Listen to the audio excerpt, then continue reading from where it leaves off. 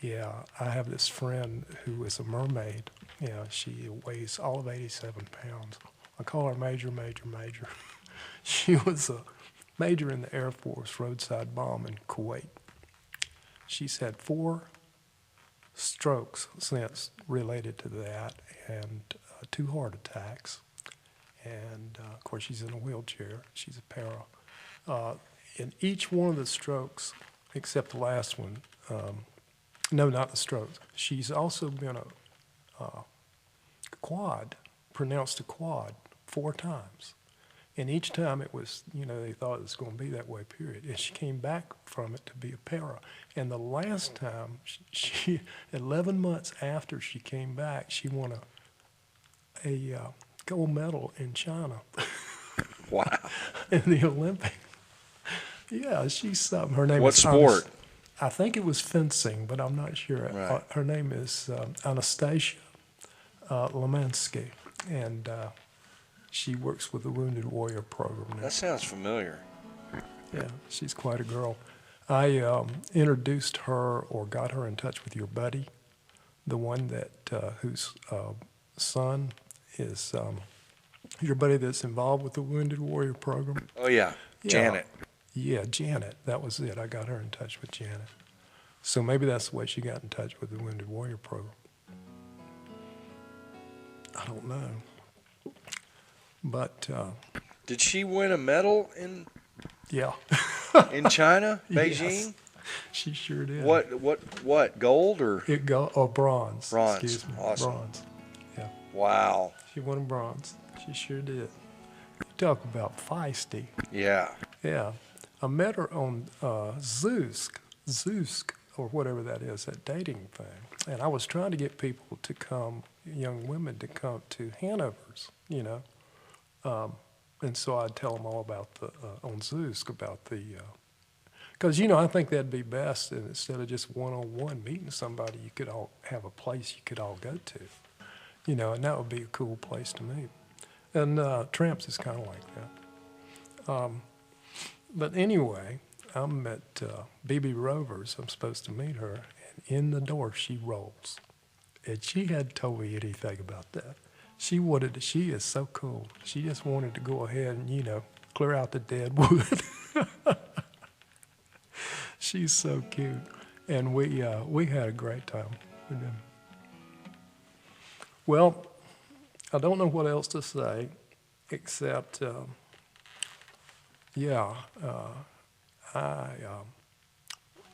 I guess I'm ready to start performing, so I'm wanting to talk to some entrepreneurs about that, and also a booking agent. I've had 2. One of them I just said, yeah. The other one was a terrible mistake, just caused by something. We couldn't have done anything about it.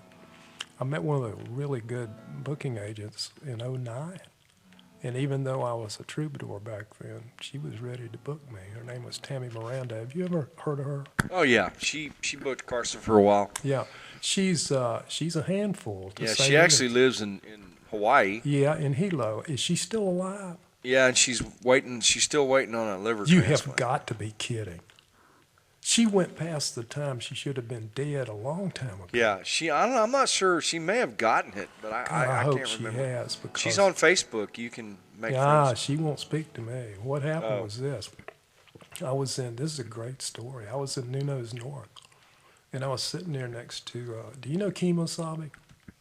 It sounds real familiar. Yeah, Don plays with them a lot. Right. They're real good, Dougie and Tom. Right. I was sitting there watching the game, talking to Dougie, and this little girl walks in. She looks like she's about 12 years old.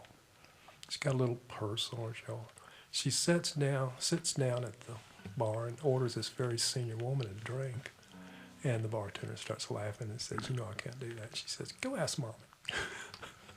So he went outside to ask her. And when she did, this girl turned around, looked Dougie straight in the eye and said, I am a person of importance. Dougie looked at me, and he looked back at her, and he said, well, I'm a person of importance, too. And I leaned over in her field of vision. I said, I'm a person of interest. And that child mesmerized. There were about 3 or 4 of us at the bar, but within about 20 minutes, it was loaded. I mean, everybody was there, and she was the center of attention. Wow. Well, I thought she was 12. She turned out to be 19. And I had this idea about a radio show back then, and I was, I thought, now this would be a good for a child's, program to get her on with all this personality. So I went out and got her a CD. I told her I was going to give her that, and I wanted to meet her mama.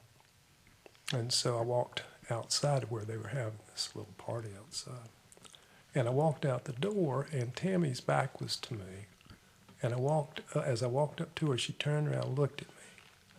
Now, Tammy Miranda at that time was 43, and she could have passed for 20. Right. Yeah, so she had a baby face. I mean, she really looked that young.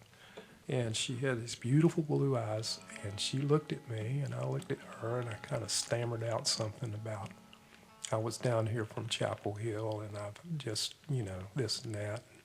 I don't know why I said I'm single, but I did. At the time, see, I'd been taking care of Mom for 11 years plus another year. I'd been celibate for like 10 or 12 years. So I didn't, I wasn't hitting on her or anything. I was like a Shaolin priest at the time. And she looked at me, and when I said single, she put her arm around my neck and looked at me, and she said, I'm single too.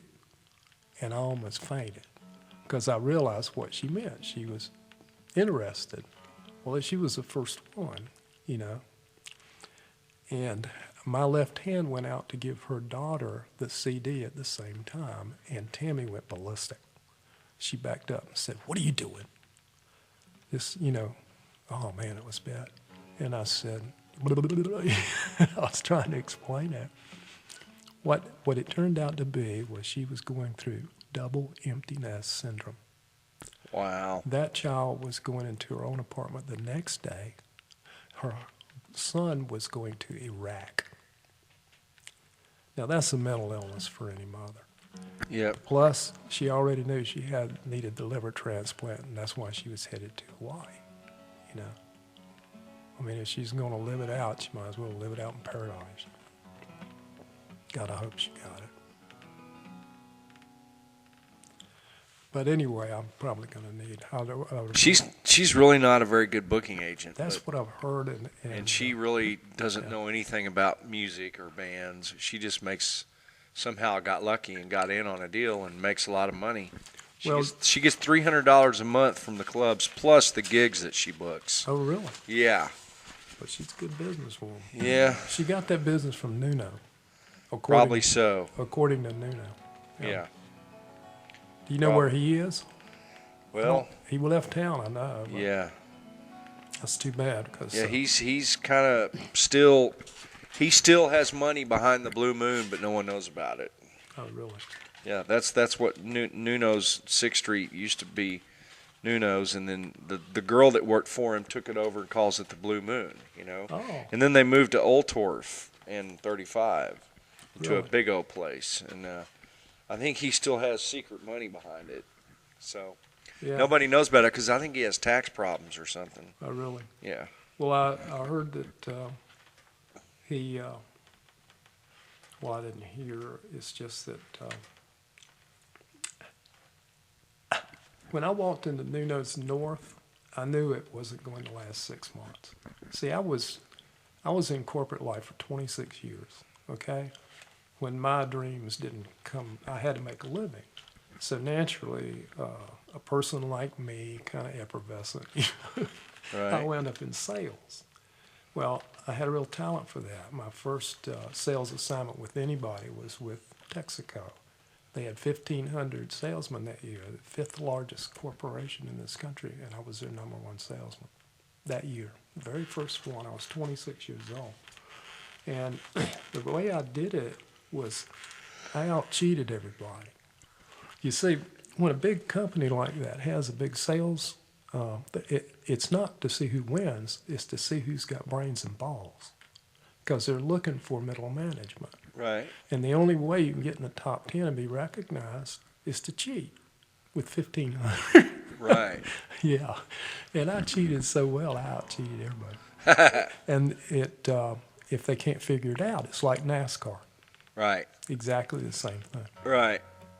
But my biggest sales, and this will tell the people in this town who are entrepreneurs, you need to get to know me because I'm good at this shit. My biggest trophy on my sales mantelpiece is being recruited to be the upfront sales manager for Raymond J Patriarcha Jr. I was in Rhode Island, and a company had screwed me over for $37,000 and fired me, and they had treated me rudely. So I performed a sanction on them, and I took away his business from them. And he'd been with them over 20 years. But he knew that I was, I'm a pretty good salesman. And he was so impressed that all of a sudden I found myself meeting all these remarkable people. I want you to know I like it. Raymond J Patriarcha Jr. is the real Michael Corleone. Wow. Yeah.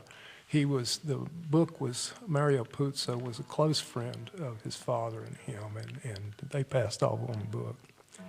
And he's a legitimate businessman now, but you still don't want to mess around with him. You know? Right. Yeah. Anyway, it was a hell of a story. He marched me through all these people until I met his cousin. And when I met her and I put all the, connected the dots, I was 44 years old. I got in my 944 turbo Porsche, and I had somebody ship my stuff down south, and I hit third at the Mason-Dixon. Now, I would do it totally differently. I would go in there and I'd at least want to meet him. Yeah. Be like Ian Fleming's novel when James Bond met that guy that ate all those pistachio nuts. Oh, yeah. Yeah. Cristo. Yeah, man. That's what his name was, wasn't it? I think it I'm pretty sure. Or Cristo might have been the other Greek that the pistachio nut guy and Bond were after. Yeah.